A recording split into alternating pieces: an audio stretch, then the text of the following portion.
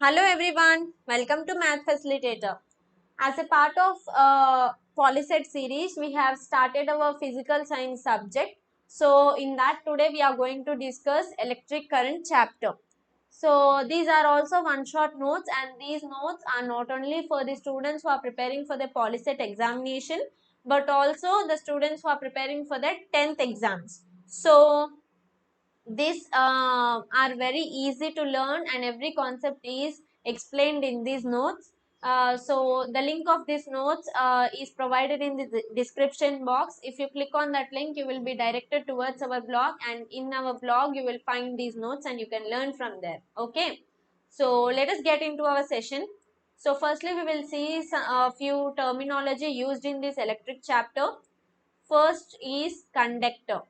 A conductor can be simply defined as it is a material which can allow the flow of electrons to pass through it. So um, as the let us read the definition. The material which allows the flow of electrons is called as conductor. So the examples of conductor are copper wire, aluminium,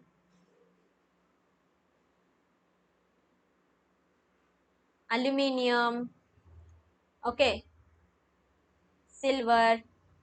These all are examples of conductors. Next, non-conductor. So it is quite opposite to conductor. It is nothing but conductor is a material which allows the flow of electrons through it, whereas non-conductor is it is a material which does not allow the electrons to flow through it, or it does not allow the electrons to pass through it. Okay, so let us see the definition. The material which does not allow the flow of electrons is called non-conductor. So examples of non-conductor are nylon wire, rubber, and glass, mica, paper, etc. These all are examples of non-conductors. Okay, these non-conductors are also called as insulators. Okay, these are also called as insulators. Okay, so when the ends of a conductor are connected to the terminals of a battery, the free electrons move in an ordered motion or manner. This ordered motion leads to electric current. So, uh, this diagram. In this diagram, we are connecting this conductor to a source or a battery. So, we are connecting this conductor to a source or a battery. So this is a battery, this is positive, this is negative, and a battery is denoted by B. So this is a battery symbol, okay. This is the symbol of the battery. Symbol of the battery will be, one plate will be big and another plate will be small. The bigger plate will be positive and the small plate will be negative, okay. We will call this as positive terminal and this plate as negative terminal, okay. So as we read just now, whenever the conductor is connected to the battery or a source, the electrons inside it will move in a ordered motion. So this red color particles are electrons, and if you can see, these electrons are moving in a single direction, that is in a ordered motion. They are in a ordered motion, that is they are moving from positive to negative. Okay, so this is in case of connecting a battery. So you can wonder what will happen if we remove this battery. So if you remove this battery, consider this is a conductor without a battery. Okay, so what will be inside? Inside of a conductor there are electrons, and these electrons will be in a random motion when no source is connected. Okay, when source is not connected, so these electrons will travel randomly. So they start moving randomly. They do not have any ordered motion. So hence current developed inside the conductor is 0, and when the electrons are moving in ordered motion, the current will be developed inside the conductor. So this is what he is saying in this para. Okay, this ordered motion leads to electric current, right? Next, we will see the definition of electric current. Electric current is defined as the amount of charge crossing any cross section of the conductor in 1 second. So see this diagram again. The electrons are called, these electrons are nothing but these are charges, negatively charged ions. Okay, these are charges. So electric current is nothing but the amount of charge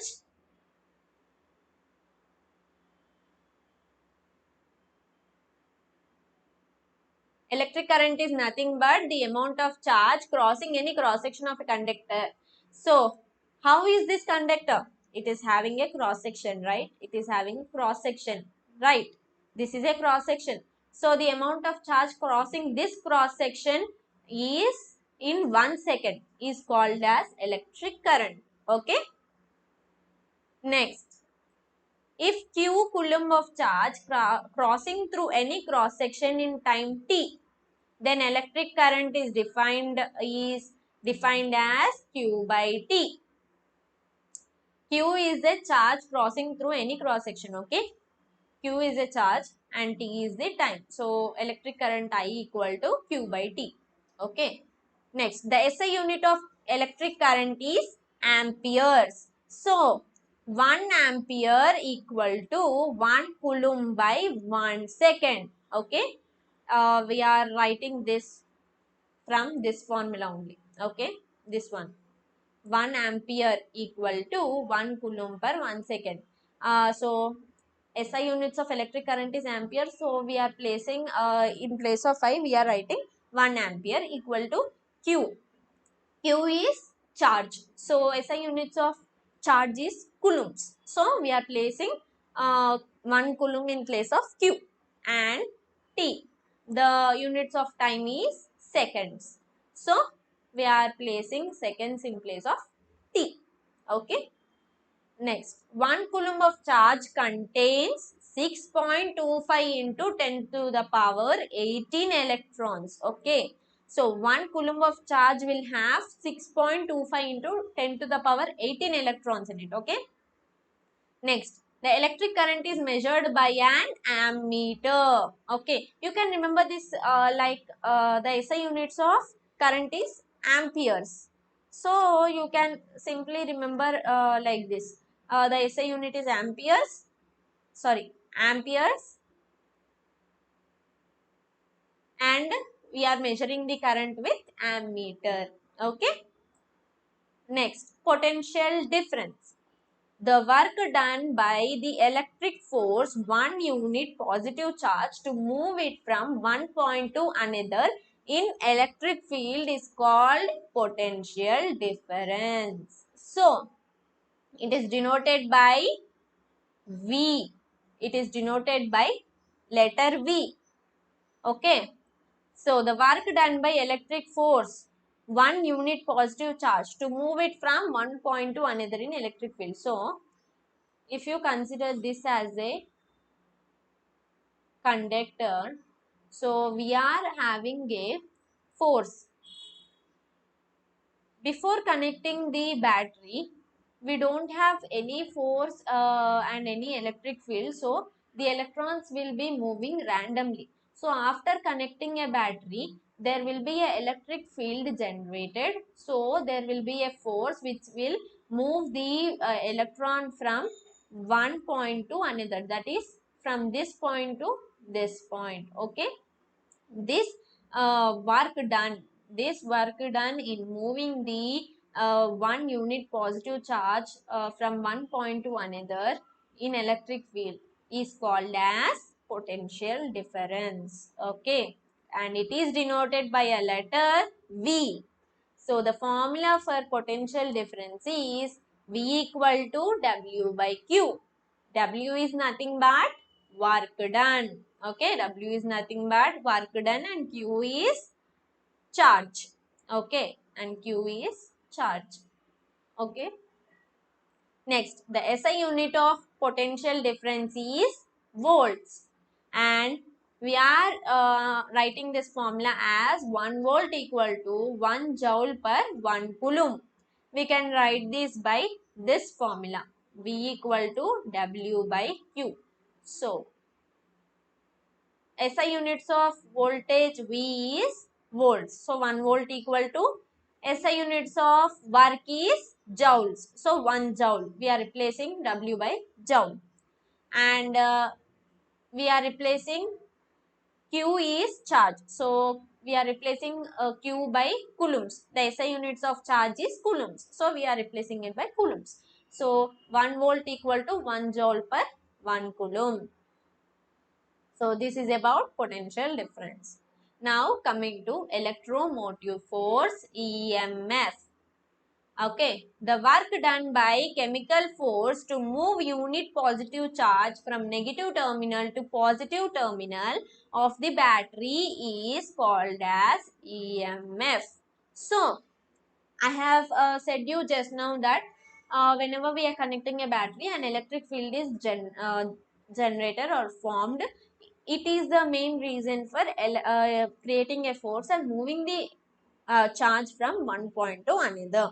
So this work moving this force by which the charge is moving, this work is done by chemical force. Okay, to move the charge from negative terminal to positive terminal. As I said, in a battery you will have two terminals, positive terminal and negative terminal. So the work done by the chemical force to move a charge from negative terminal to positive terminal of the battery is called as electromotive force, EMF. Okay, the formula for this is E equal to Fe d by Q.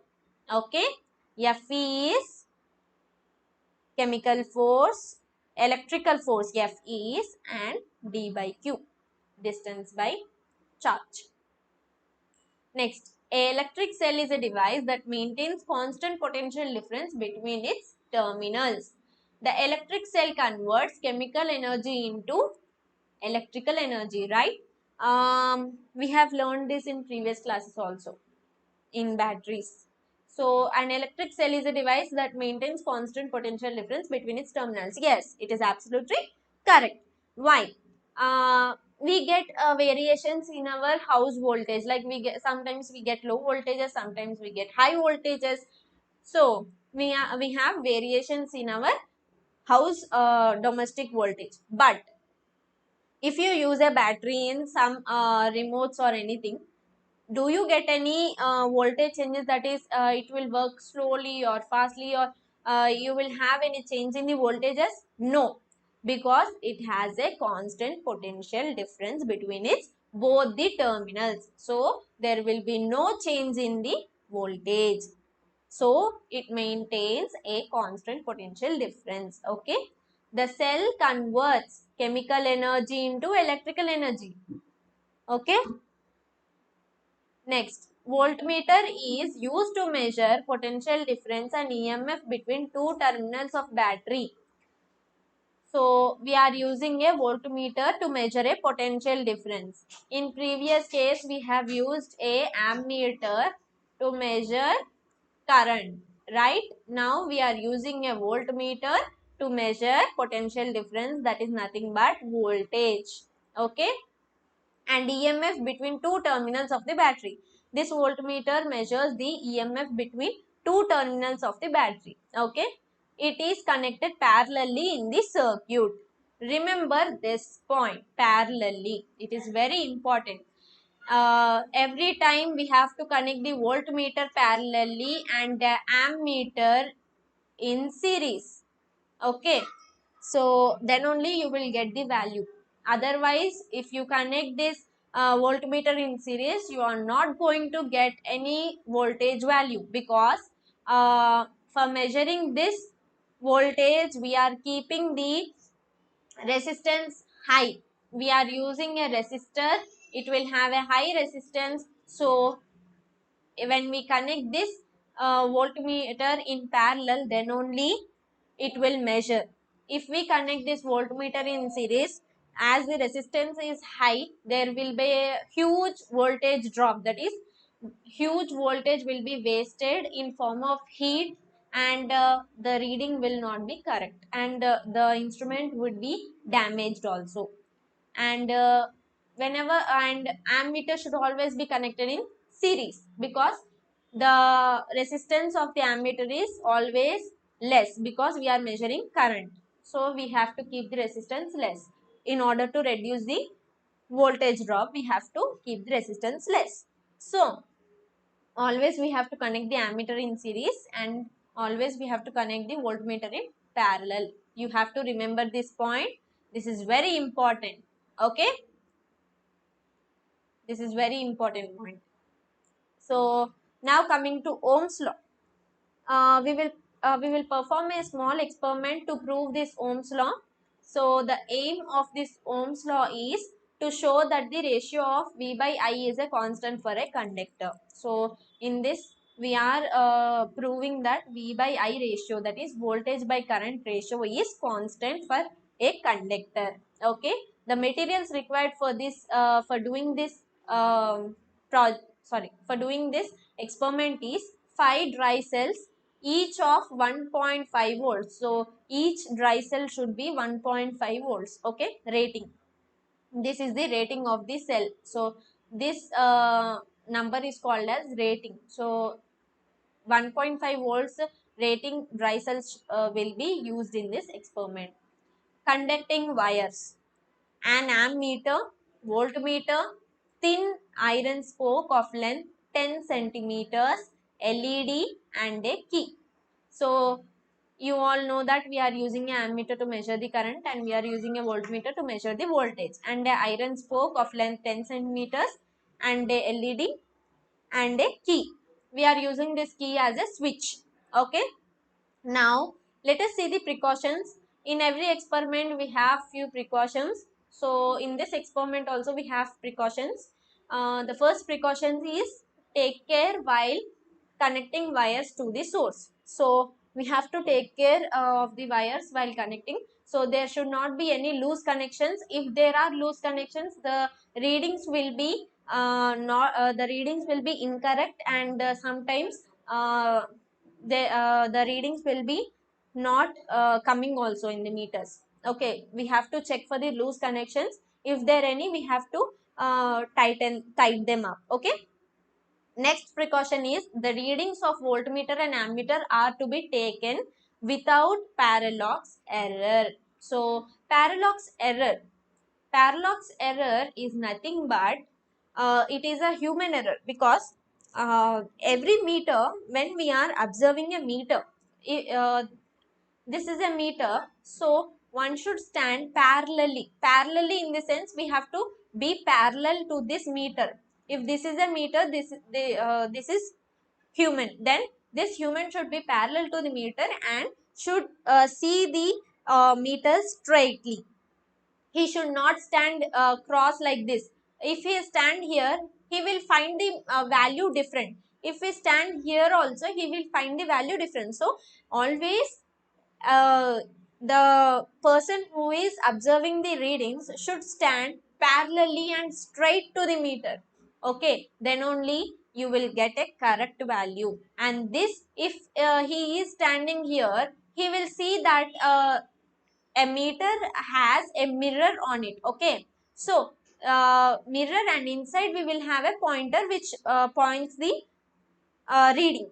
So if you see from this side, this person will be seeing another value, because a mirror is on the top. So the reflection of the pointer will be different in this angle, and the reflection of the pointer will be different in this angle. So always we have to stand in the middle, that is parallel to the meter, so that we will see the reflection. We don't have any reflections of the pointer, and we will see the correct point of the reading. Okay, so if you stand here or here and take the reading, then it is called as parallax error.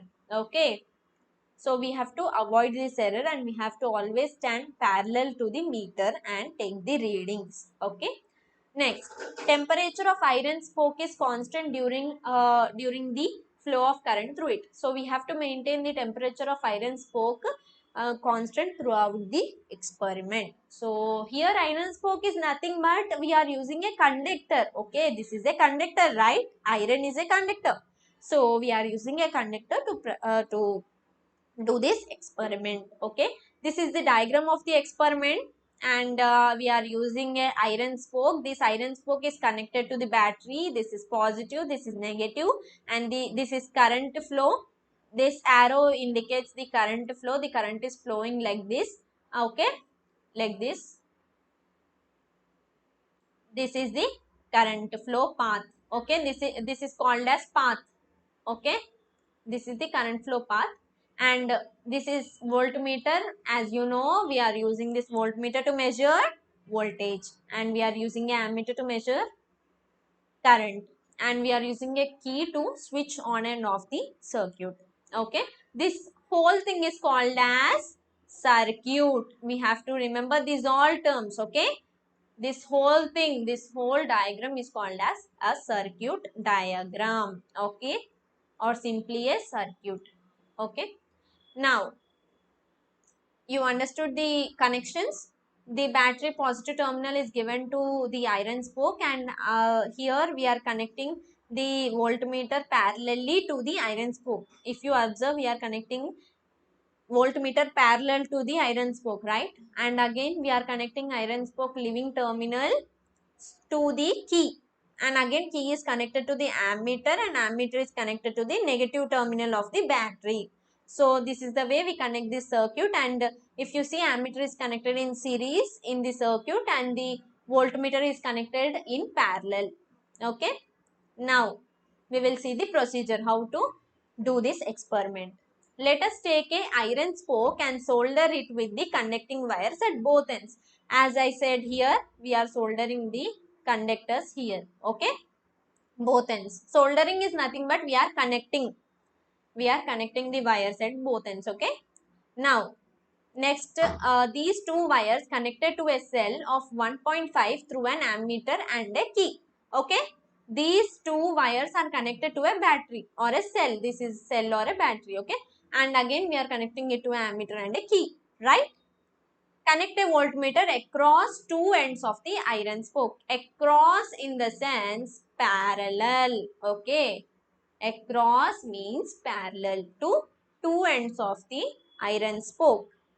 Next, close the key and note the readings of current in ammeter and potential difference in voltmeter. So, as soon as you close the key, the circuit will be closed, and you will get the readings of current and potential difference in ammeter and voltmeter. So, now connect two cells in series in the circuit and note down the readings of ammeter and voltmeter. So, first we have to connect one cell. Okay, first we have to connect one cell and close the key, and then we have to note down the readings of current and voltage, that is potential difference of that circuit, and we have to note down these readings in a table, and then again we have to connect two cells, and then again we have to note down the readings of ammeter and voltmeter, and again we have to repeat this connection with 3, 4 and 5 cells in series and record the values of current and potential difference, that is voltage, and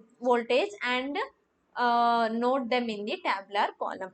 So then we have to calculate the V by I value in each case. So this is the table.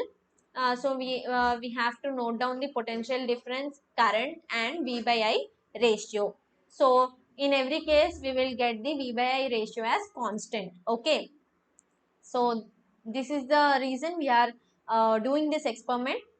If you keep one cell, two cell, 3, 4 and 5 cells, then also you will get V by I as constant. Okay. So here the observations: as the potential difference increases, electric current also increases. So potential difference, as potential difference increases, electric current also increases.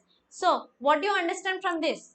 V is directly proportional to I. When it is directly proportional, then V is increasing, then I is also increasing. If it is inversely proportional, then what will happen? If V increases, I decreases, and if V decreases, I increases. But in this case, V is directly proportional to I. Hence, V by I ratio is constant because of this condition, V by I ratio is constant. Okay. Now, this is the graph we are getting after we have to plot the graph with the values we get here, and we can find that the graph is linear. Okay, the graph between current and voltage is linear, so we can say that V by I is constant. Okay, constant.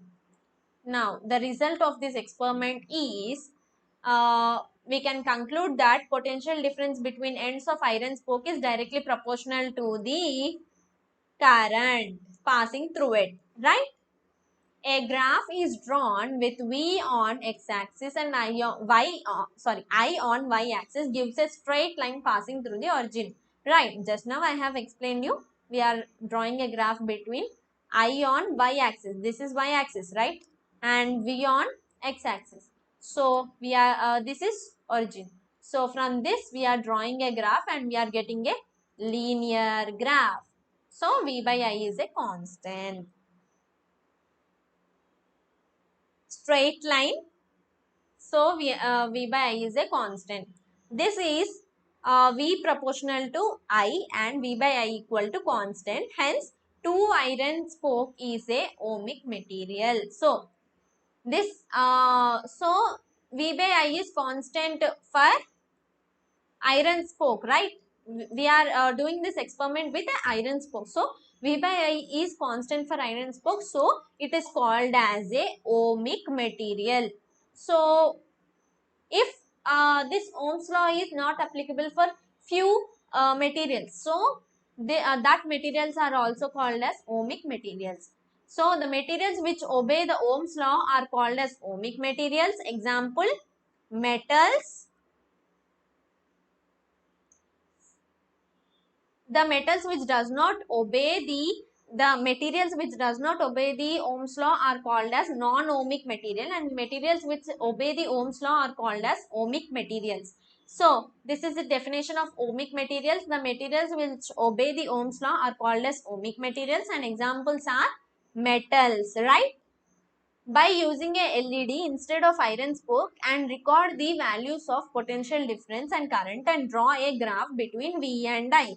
So, he is saying us to use a LED instead of iron spoke. So, he is saying us to remove the iron spoke, and in place of iron spoke, he is saying us to use a LED, and we have to record the voltage and current values and have to draw the graph based on that voltage and current values. And if you draw that graph, we will get a non-linear curve. In the case of iron spoke, we got a linear graph, right? We got a linear graph. But in this case, we will get a non-linear curve. That is, V by I is not constant. Hence, LED is non-ohmic material. Okay. This is the graph when we connect LED. In the case of LED, this is the this is the graph. Okay. We are taking I on y-axis and we are taking V on x-axis. We will get a non-linear graph. So V by I constant is V by I is not constant in this case. So the LED is a non-ohmic material. So the definition of non-ohmic material is the materials which do not obey the Ohm's law are called as non-ohmic materials. So every material will not obey the Ohm's law. Few materials will only obey Ohm's law. Okay. So the examples of non-ohmic materials are LED, thermistors, etc. Thermistors, transistors, etc. Okay, etc. So these do not obey the Ohm's law. So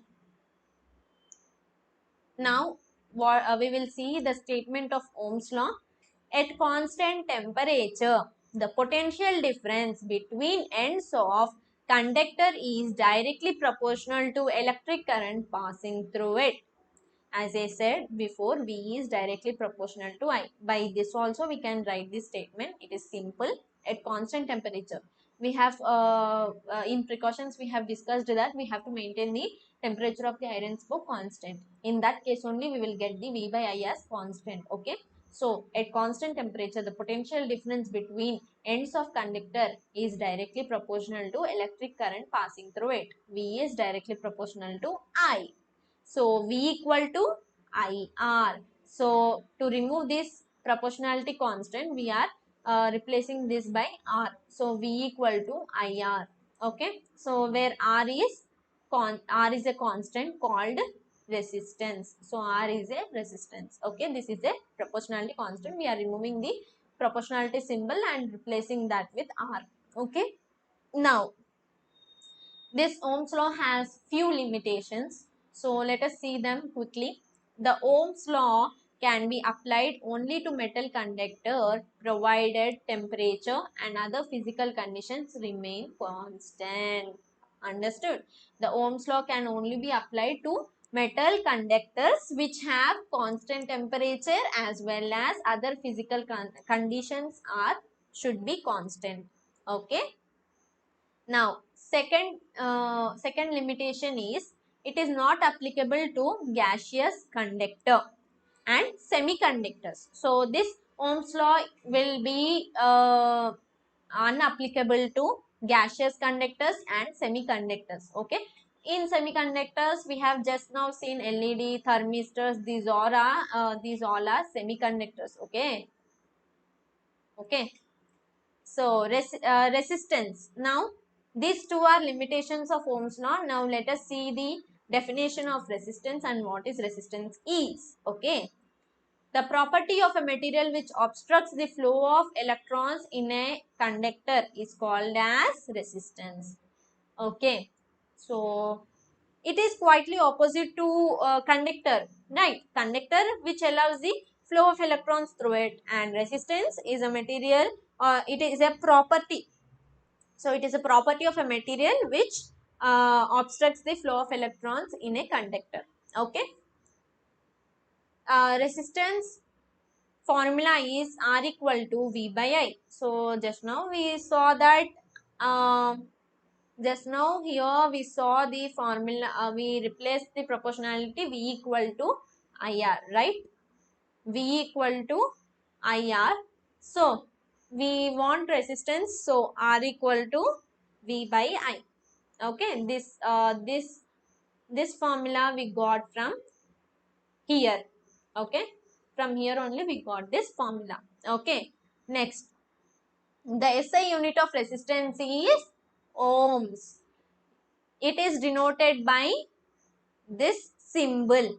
Okay, the SI unit of resistance is ohms and it is denoted by this symbol, and 1 ohm equal to 1 volt per 1 ampere.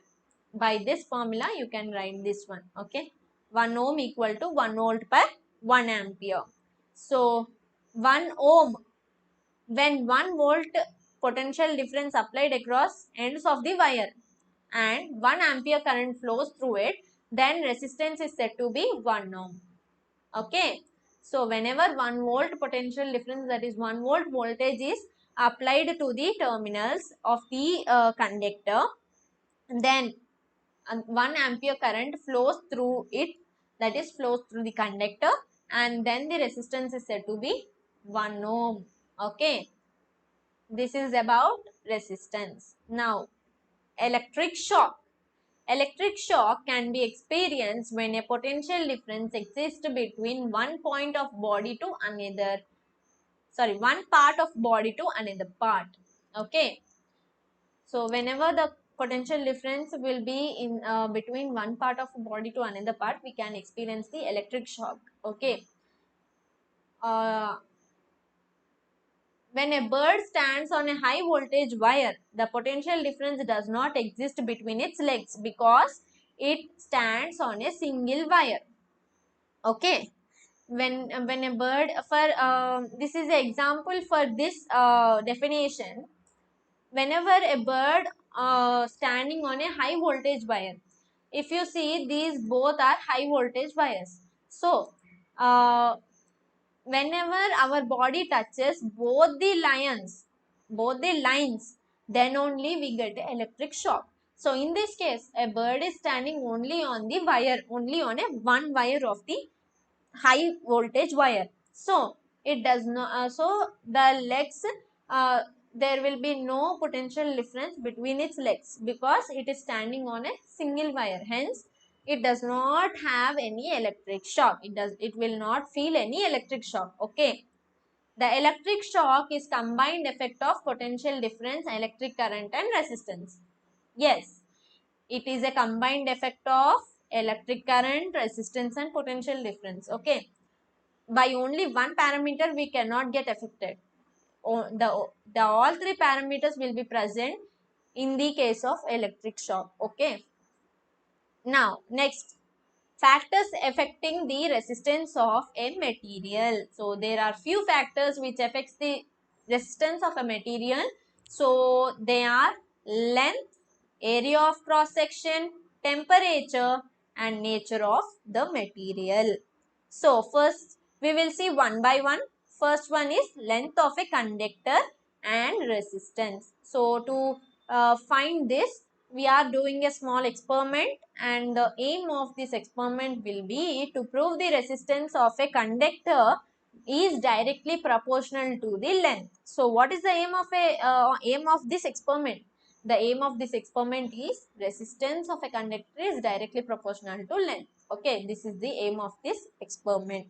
So materials required to do this experiment are iron spoke of different lengths. So we can take one iron spoke of 5 centimeters, another of 10, another of 15, like that, of different lengths we have to take with same cross section, but the cross section of the iron spoke should be same. And we are taking a battery, ammeter, key and wires. Okay, key is nothing but switch. We are using as switch. And this experiment also have some precautions. The first precautions is connect the iron spoke across the battery and ammeter using connecting wires. So we have to connect the iron spoke across the battery. So across in the sense across the battery and ammeter using the connecting wires. Okay. Next, close the key and measure current in the ammeter which is connected in series. So we have to close the key. Whenever you close the key, the circuit will be closed and then the current will be passing. The current will travel and then we can measure the current. So we have to measure the current in ammeter which is connected in this series. Okay. Next, repeat the experiment with iron spoke of different lengths and note down the current value. So we have to replace this iron spoke after noting down every current values. Like we have to note down for first for 5 centimeter what is the current value. Then we have to replace it with another length of the iron spoke and we have to again record the current value. Likewise, we have to note down the current values for different lengths of iron spokes. Okay. Now, observations. We observe that as length of spoke increases, the current in ammeter decreases. When potential difference is constant, which implies resistance of the circuit increases. So, what we observe? The length of the spoke increases. So, as the length increases, the current decreases. So, I decreases. As the length increases, current decreases when potential difference is constant. So, potential difference V is constant. V is constant. So, V is constant in all the cases, but whenever the length is increasing, the current is decreasing and resistance of the circuit is also increasing. So, what all increasing in this equation? Length and resistance are increasing and current is decreasing. So how can you write this? So length is directly proportional to R, whereas you can also write length is inversely proportional to 1 by I. Okay. So these are the observations. by changing the length of the iron spoke, we get the current is decreasing. Length, by increasing the length, the resistance is increasing, but the current is decreasing, and the voltage is at voltage constant. Now the result, hence we conclude that resistance of conductor increases with length of the conductor, right? So we can conclude that length of the uh, resistance of the conductor increases whenever we are increasing the length of the conductor, right? So R is directly proportional to L. Now cross section area and resistance. Now we will see the second factor, cross sectional area and resistance. So for this also we are performing an experiment. The aim of the experiment is resistance of a conductor is inversely proportional to the area of cross section of a conductor, and cross section of a conductor is denoted by letter A. So in this experiment we are trying to prove that R is inversely proportional to 1 by A, right? So materials required to do this experiment is iron spokes of different cross sections. In the previous case, we have taken iron spoke with different lengths and with equal cross section. In this case, we are taking the iron spoke of different cross sections with same length. Okay, opposite to that. And we are taking a battery, a ammeter, and key and wires. Okay. Now precautions. Length of the iron spokes must be same. So the lengths of the iron spokes we are using in this experiment are should have same length. So the readings of ammeter is taken as without parallax error. I discussed it just now. So we have to take the readings without parallax error. Okay. Now let us see the procedure to do this experiment. Firstly, connect the iron spoke across the battery and ammeter using connecting wires. So we have to connect the iron spoke across the battery and ammeter using the wires. Now close the key and measure the current in the ammeter. Repeat the experiment with iron spoke of different cross-sectional area and note the current in the ammeter. Okay, we have took the different cross-sectional area iron spokes and we have to replace each one after measuring the current value for each, and we have to note down these cross-sectional area values and current values in the tabular form, and we have to observe the change. Okay, now we will see what we have observed. We observed that as area of cross section of the spoke increases, the current in ammeter increases when potential difference is constant, which implies resistance of a circuit decreases, right? Whenever area of cross section of a spoke increases, so area of cross section of a spoke increases, the current in the ammeter also increases, so current is also increasing when potential difference is constant. So potential difference is constant in this case also. Okay, V is constant in this case also, and whereas R is decreasing. So whenever cross sectional area is increasing, R is decreasing and I is also increasing. So by this also we can write as R is inversely proportional to 1 by A. Okay. So these are the observations and we will see the result. Hence, we can conclude that resistance of a conductor decreases with increase in cross-sectional area of the conductor. So, R is inversely proportional to 1 by A. Okay, we are getting a result in this form. Okay, the resistance of a conductor R is directly proportional to the length L and inversely proportional to area of cross section. By doing those two experiments, we can conclude that this statement, that is resistance of conductor R is directly proportional to length, right? By doing the first experiment, we have got this R is directly proportional to L. Whereas by doing second experiment, we have got that R is inversely proportional to 1 by A, that is cross sectional area. So this is what he is saying in this experiment. So that is R and R. Therefore, now we will see specific resistance. The resistance of a conductor of unit length and unit area of cross section is called as specific resistance.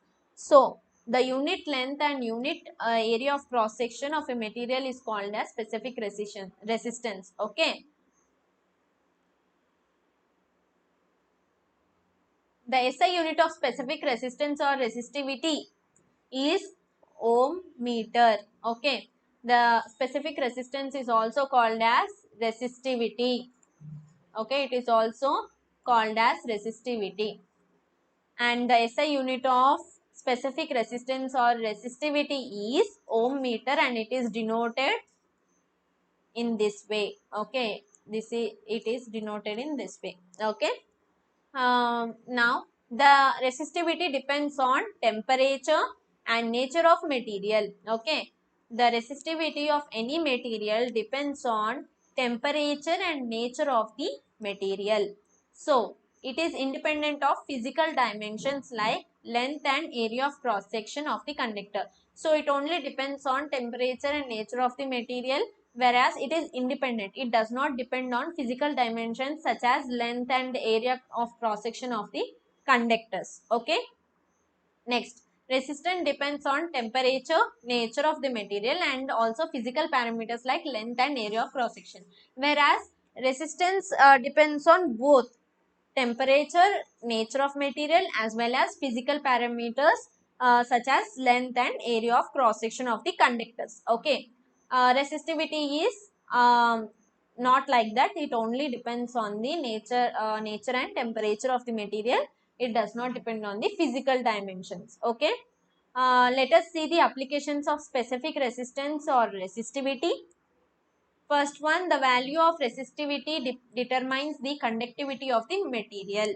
So, resistivity is quite opposite to conductivity. Okay. It gives the value of the conductivity of the material. Okay. Second one, metals like copper behave as good conductor used in preparing electric wires due to low resistivity. So, copper behaves as a good conductor used in preparing electric wires due to low resistivity. Copper wires have low resistance, so it have low resistivity. So, it will behave as a good conductor. Okay. The filament of an electric bulb is usually made of tungsten because of its resistivity and high melting point. So, the filament of electric bulb is usually made of tungsten. So, tungsten material has less resistivity and high melting point. So, the filaments of electric bulb is made by it.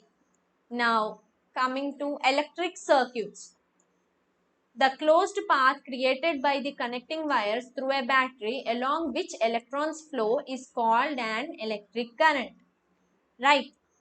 The closed path created by the connecting wires through a battery. So, assume this is a wire and we are connecting a battery to it, right? So, whenever we are closing, here we are using a key. So, whenever we are closing this key, the circuit is closed, right? See, here it is open. So, in place of key, you can also use a switch. Switch symbol is this. So, consider this as a conductor. This is a conductor. And whenever the switch is open, then the circuit is not closed and no current will be flowing in the circuit. And whenever the switch is closed, this switch is closed, then the circuit will be a closed path, and it will having a closed path and the current starts flowing through it. This is called as electric current. Okay. And this circuit in which the current is flowing is called as electric circuit. Okay. Series combination of resistors. So now we will see the series combination of resistors.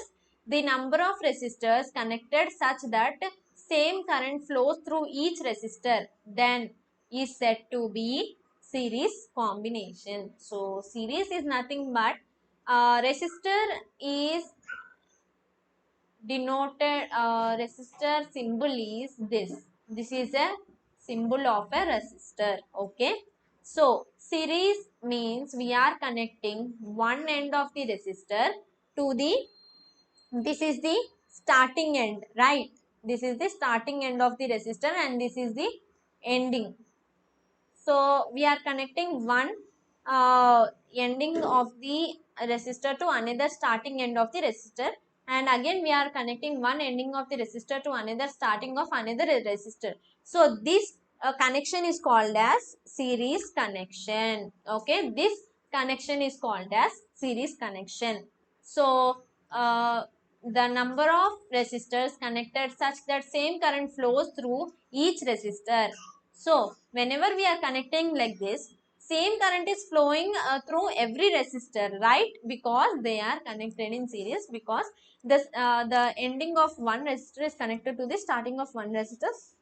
So same current is flowing through every resistor. So this combination is called as series combination. In series combination, the potential difference is different across each resistor. So in series combination, current will be same across every resistor. Okay, but voltage, that is potential difference, will be different for every resistor. Okay, each resistor will have different voltage value, but current will be same. So let us consider three resistors R1, R2 and R3 connected in series across a battery of potential difference V, and current through each resistor is I. So what will be the equivalent resistance? Equivalent resistance is denoted by Req. So Req will be R1 plus R2 plus R3, right? So how many resistance you are connecting, the equivalent resistance in series combination will be this formula, R equivalent equal to R1 plus R2 plus R3. So in this diagram you can see that this is starting end, this is ending end. So the starting end of a resistor is connected to the ending end of the resistor, and likewise here also the ending end of resistor is connected to the another starting end of the resistor, and each resistor has different voltmeter connected to it. This is this voltmeter is connected to R1, so it is denoted as V1. This is V2, this is V3.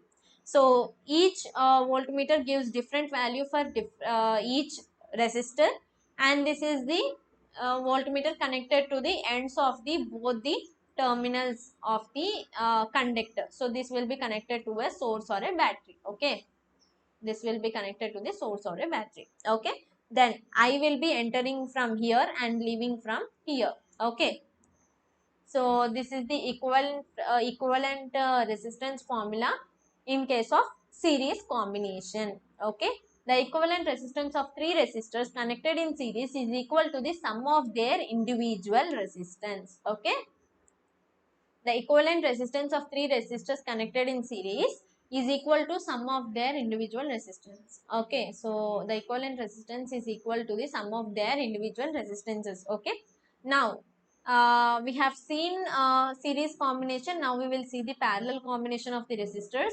As I said, the number of resistors connected such that the potential difference across each resistor is the same, then it is said to be a parallel combination. So as I said before, we are connecting the ending point of one resistor to the starting point of another resistor, then it is a series combination.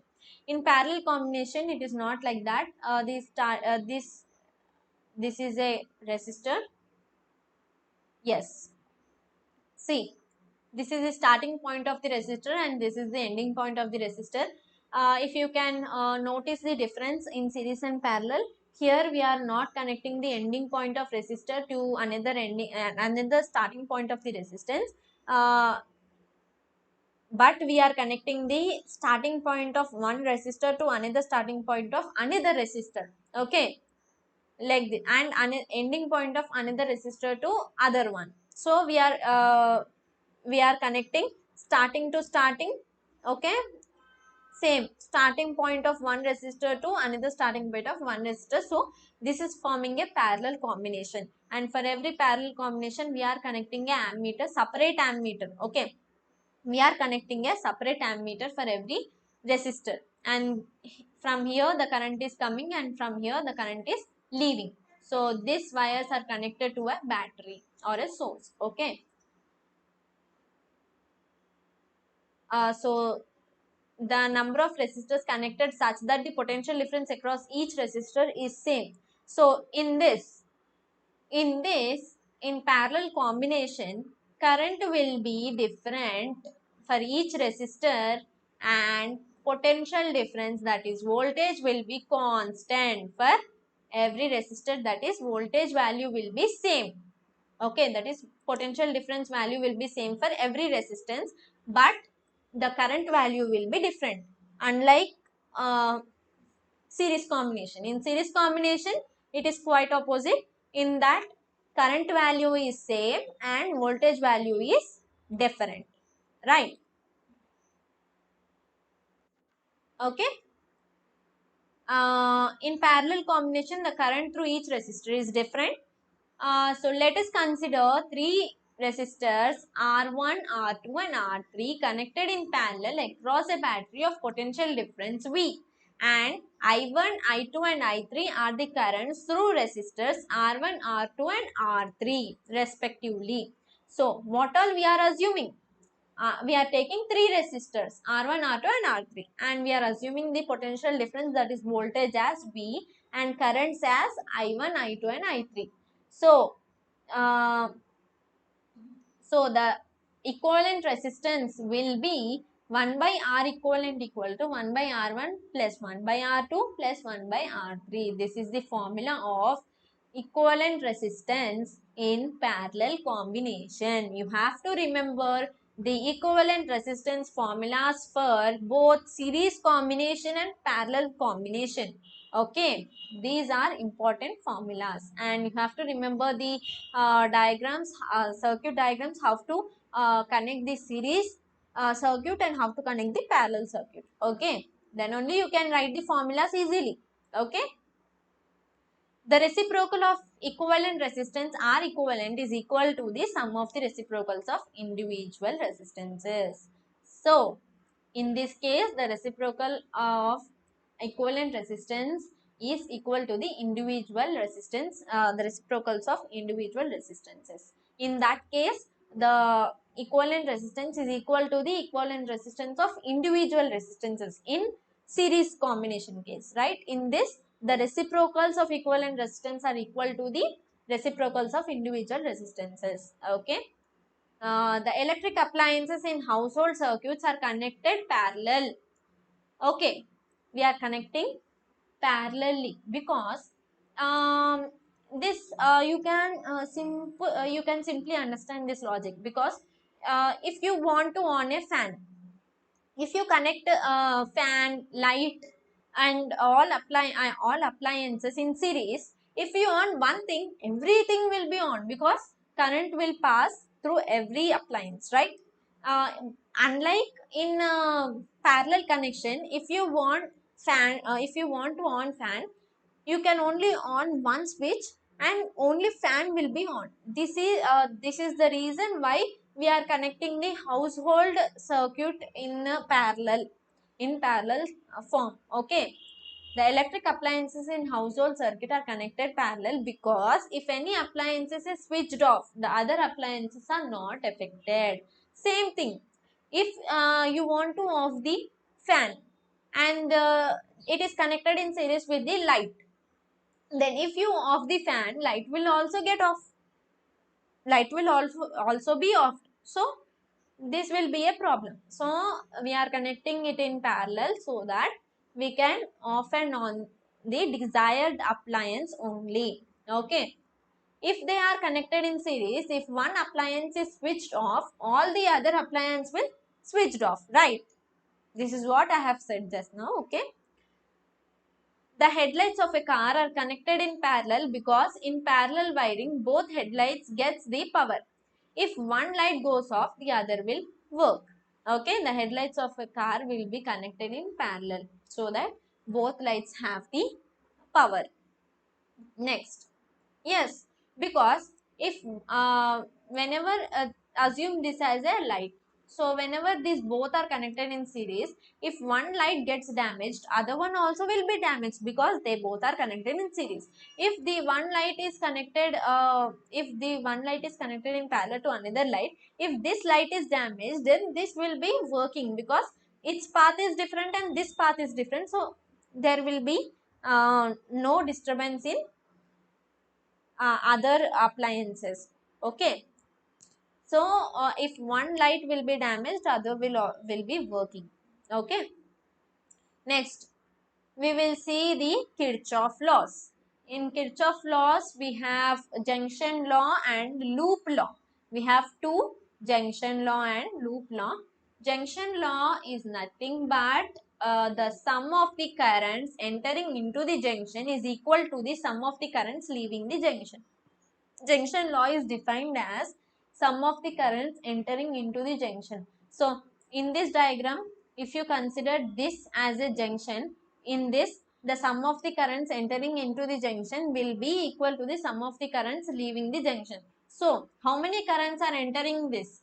I1 is entering and I4 is entering and I6 is entering. So I1 plus I4 plus I6 is equal to how many are leaving? I2 is leaving, I2 is leaving plus I5 is leaving plus I3 also leaving.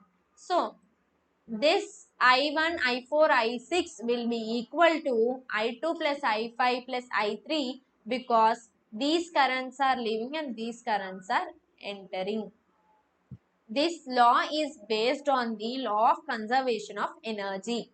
That is, neither the energy can be created nor it can be destroyed. So, on that basis, we are stating this law. So, the sum of currents entering into the junction is equal to the sum of the currents leaving the junction. So, let I1, I4 and I6 are the currents entering the junction. Yes, as I said, I1, I4 and I6 are entering the junction and I2, I3 and I5 are currents leaving the junction. Then the formula will become I1 plus I4 plus I6 equal to I2 plus I3 plus I5. This is the junction. Okay. This is the junction law of Kirchhoff laws. Okay. This is junction law. Next, coming to loop law. The algebraic sum of all the potential differences in a closed loop or a circuit is 0. So, if you consider a circuit, the potential differences in the circuit is 0. Okay. If you consider a circuit like, if you consider a circuit in this loop law, the potential differences in that circuit will be 0. Okay. This law is based on the law of conservation of energy. This is also based on the law of conservation of energy. Okay. Next, sign conventions. When we move from negative terminal to positive terminal across a battery, EMF is taken as positive. So, as I said, this is the symbol of a battery. Okay, this is the symbol of a battery. So, when we move from negative terminal to positive terminal across a battery, EMF is taken as positive. So, whenever we, so this is negative terminal, this is positive terminal, and we are moving from negative to positive. Then in this case, the EMF is said to be positive. Okay. So next, when we move from positive terminal to negative terminal across a battery, EMF is taken as negative, quite opposite to the first one. So we are in this case we are moving from positive to negative, and then the EMF is said to be negative. Okay. In first case, we are moving from negative to positive. In this case, we are taking the EMF as positive, whereas in the second case, we are moving from positive to negative. So, we are taking the EMF as negative. Okay. Now, let us see the next one. When we move in the direction of electric current, through the resistance, the potential difference is taken as negative.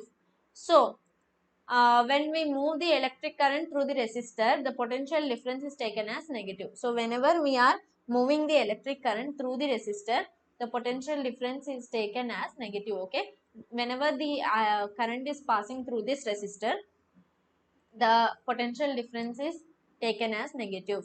Next point, when we move in the direction opposite to the electric current through the resistor, the potential difference is taken as positive. So, in this point, we are moving in the direction of electric current, then the potential difference is taken as negative. In this point, we are moving opposite to the direction of electric current of the through the resistor, then the potential difference is taken as positive. Okay, this is the symbol of opposite to the electric current. Okay, this is symbol of potential difference V, and here we are moving in the same direction as of the current. This is current and this is V. Sorry, this is current and this is V. So because of this, the both are moving in same direction, so we are taking it as negative. And here one is moving in other direction and one is moving in other direction, so it is taken as positive. So this is about sign convention. Next, electric power. The rate at which electric energy is consumed is termed as electric power. So, the rate at which electric energy is consumed is termed as electric power. So, electric power P equal to work done into time of flow of current, right? So, electric energy is consumed in a time, that is called as electric power. P equal to work done into time of flow of current. So, P equal to W into T. Yes, work done is denoted by W, time of flow of current is denoted by T, and power is denoted by P. P equal to Fr. P equal to V square by R. Okay, these all are formulas, we have to remember this. Okay, these all are formulas. P equal to V square by R. F is force. Okay, V square by R. V is nothing but voltage and R is nothing but resistance. Okay, V square by R. Next, SI unit of electric power is watts. Okay, SI units of electric power is watts and it is denoted by a letter W. Generally, power consumed expressed in bigger units of power like kilowatts. So, 1 kilowatt equal to 1000 watts. We find that everywhere like it will be expressed in kilowatts. So, we are reducing it to watts by 1 kilowatt. Kilo means 1000. So, 1000 watts. Okay, equal to 1000 watts. 1 kilowatt is equal to 1000 watts. Power also expressed in horsepower. It is not only expressed in kW, it is also expressed in horsepowers like 1 HP.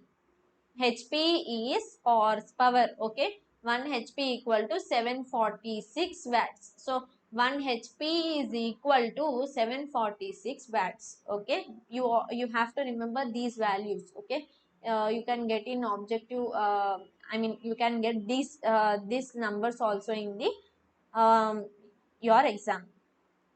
Next one, the consumption of electric energy is expressed in kilowatt hours. So, if you observe your current bill, if you anytime seen your current bill, you will find that you will have your energy units in kilowatt hours. So, kilowatt hours is nothing but it is a value of the energy consumed in how many hours. So, how many hours you have consumed that energy. Okay, how many hours you have consumed that energy. It is the value of how many hours, how many units you have consumed, kilowatt hours. Okay, so 1 kilowatt hour kWh equal to 3.6 into 10 to the power 6 joules. Okay, J is joules. Okay, so energy units are joules. Okay, So how much energy you have consumed is expressed in 1 kilowatts. So 1 kilowatt is equal to 3.6 into 10 to the power 6 joules energy you have consumed. Okay. Next, overloading. Next one is overloading.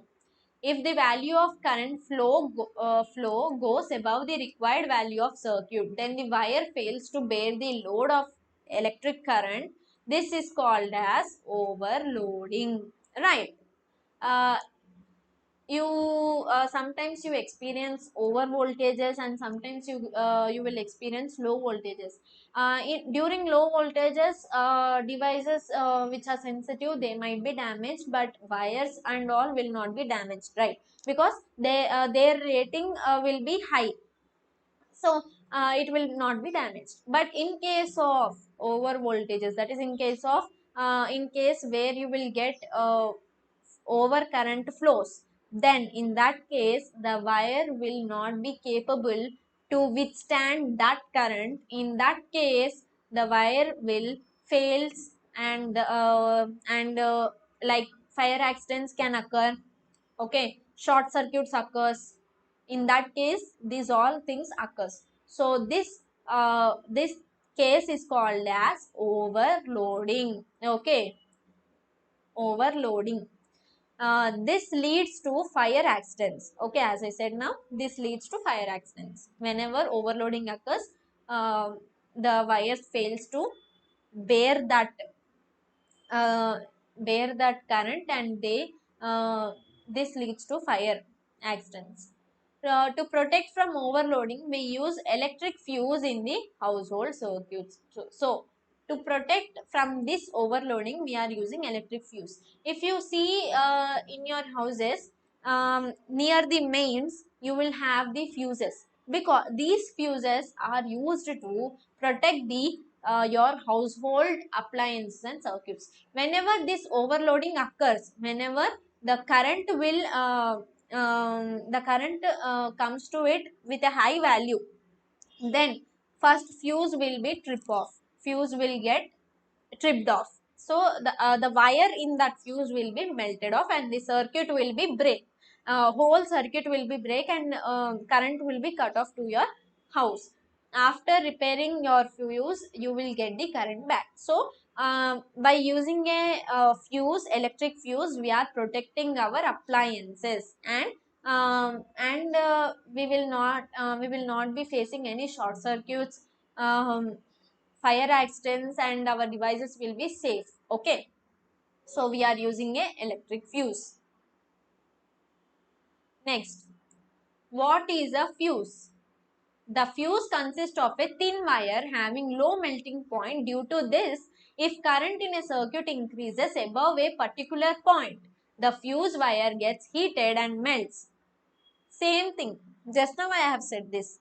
It will have a thin wire, and whenever there is overcurrent, the wire will be melting, and the wire gets heated and melts. Okay, whenever there is a overcurrent or overloading, the wire will be heated and it melts and it breaks the circuit, and your home appliances will be safe.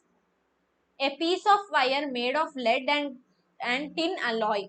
This is a wire. This thin wire is made of lead and tin alloy. Okay, alloy is nothing but it is made from 2 or 3 materials. It is a mixture of 2 or 3 materials. Okay, and is used in making a fuse. Okay, this lead and tin alloy is used in making a fuse. Okay, that's all. This is the end of the electric current chapter. So if you like this session, please like, share and subscribe to Math Facilitator. Let us meet in another wonderful session.